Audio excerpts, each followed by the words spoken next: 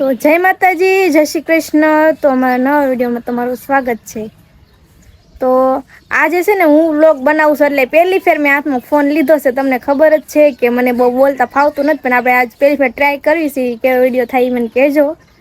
તો આજે છે ને આપણે વરસાદ બહુ જ આવ્યો હતો અત્યારે, અને વાદળા પણ હજી છે, જુઓ તમે.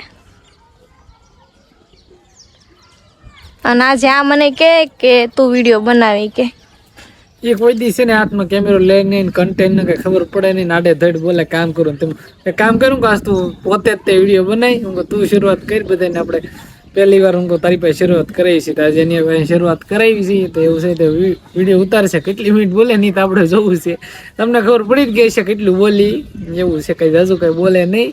અને અમથા બોલો જો કેમેરા પાછળ બહુ બોલે અને આમાં ન બોલે ભાઈ.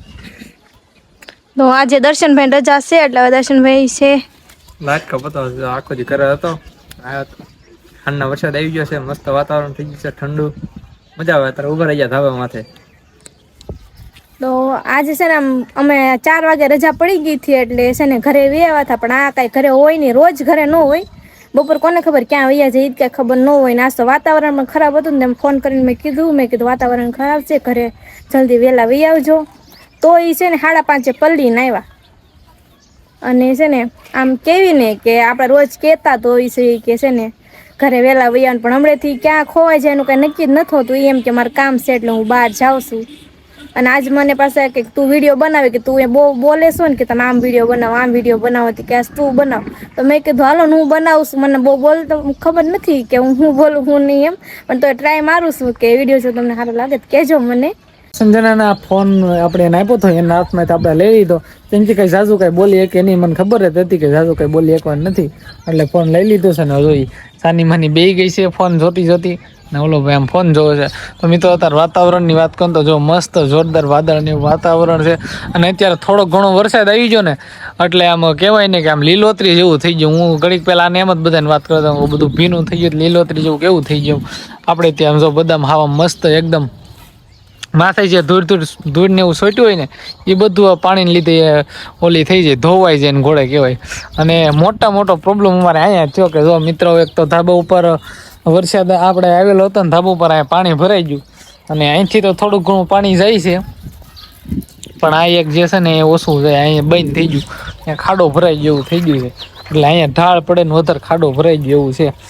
હવે હરખું કરાવવું તો પડશે જ. તે પેલા છે ને અમારા જે ફરતી પાળ છે ને, પાળ હતી નહીં એટલે વાંધો ન હતો, એટલે પાણી આપણે વાળીને ત્યાં ઓલું થઈ જતું. પણ હવે ઓલા પણ જે ટાટો આવી ગયેલો છે ને ત્યાં કાઢવું પડશે એવું છે.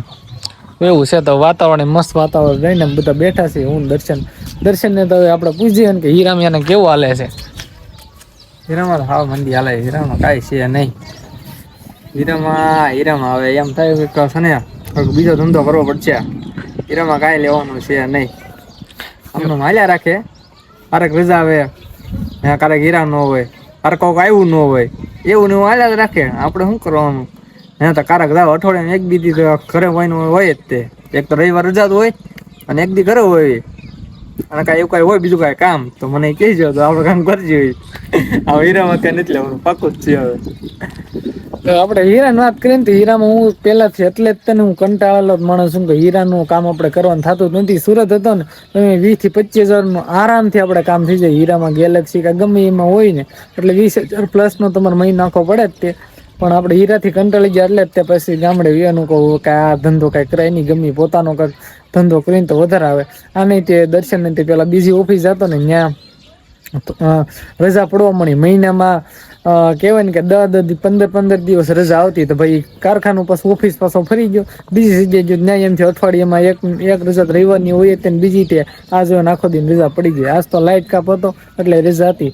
અને આજ વરસાદ આવ્યો ને નક્કી થતું જ નહીં, કેમ કે બપોર પહેલા એવું કાંઈ લાગતું નહોતું કે વરસાદ આવશે એમ, પણ બપોર થયું ને એટલે વાદળ ને એવું થવા મને. ભાવનગર એમ લોકો, હું તો ભાવનગર ગયેલો હતો, ભાવનગર વરસાદ આવી ગયો ને ઘરે આવ્યો ને તો પલ્લીને થયો. તો હજી મારો શર્ટ થોડોક ઘણો ભીનો છે એવું છે. તો હું કહું વ્લોગ ઉતારવાનું છે ને, અત્યારે કાંઈ કપડાં નથી બદલા, આવીને તરત હું પછી બદલાઈ નાખશું એવું છે. ફરી વાર અહીંયા દર્શનને મેં ફોન કર્યો, કહું ક્યાં? એ કે આજ તો હું ઘરે છું. મને ખબર નહોતી ઘરે છે, એટલે હું કહું હાલો તો વ્લોગ ઉતારવા આવું છું. કે વાંધો નહીં વી આવો. તો પછી અહીં વી આવો, પછી હું દર્શન ને સંજના ત્રણે ધાબા પર વી આવ્યા છે એવું છે. અને મમ્મી પપ્પા તો હજી કામે ગયેલા છે, ઈદ કાંઈ જે આવ્યા છે નહીં. એનો ફોન આવ્યો હતો કે કા કેમ છું, કે લાઇટ ને એવું છે કે નહીં? ના ના નથી, લાઇટ તો નથી. હું હવે ફોનમાં પ્રોબ્લેમ આવશે, કેમ કે હવે આઈફોનમાં તો તમને ખબર જ છે બેટરીને કેવું રહે, એમાં કાંઈ ચાર્જિંગ જાજુ ટકશે નહીં એવું છે. હાલે ત્યાં સુધી ઠીક છે. તો મિત્રો હવે દી આથમી જશે ને દર્શન ને સંજના બી પાછા વૈયા જશે.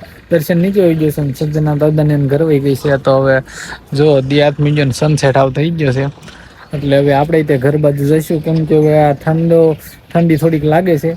શર્ટ કાંઈ બદલાયો હતો નહીં, થોડોક વરસાદમાં પડ્યા હતો ને, તો એટલે હવે ઘરે જઈને બદલાઈ નાખો, પાછી શરદી થઈ જાય એવું છે. એટલે વિડીયોમાં આગળ કન્ટિન્યુ પાછા બન્યા રહેજો. તો મિત્રો 7:30 થઈ ગયા છે અને જો લાઇટ હવે આવી છે, કેમ કે લાઇટ કાંઈ હતી નહીં એવું છે. અને મોબાઈલમાં ચાર્જિંગ છે નહીં, એટલે હવે મોબાઈલ આપણે ચાર્જિંગમાં મૂકશું. તો મિત્રો આજનો વિડીયોમાં કાંઈ ખાસ એટલું બધું હતું નહીં. તો હવે આજનો વિડીયો આપણે અહીંયા જ એન્ડિંગ કરી છે. તો તમને કેવો લાગ્યો વિડીયો કોમેન્ટ કરી દેજો, અને ચેનલ પર ન હોય તો સબસ્ક્રાઈબ કરવાનું ભૂલતા નહીં. તો મિત્રો મળીશું પછીના વ્લોગમાં. ત્યાં સુધી બધાને આવજો. જય માતાજી, જય દ્વારકાધીશ.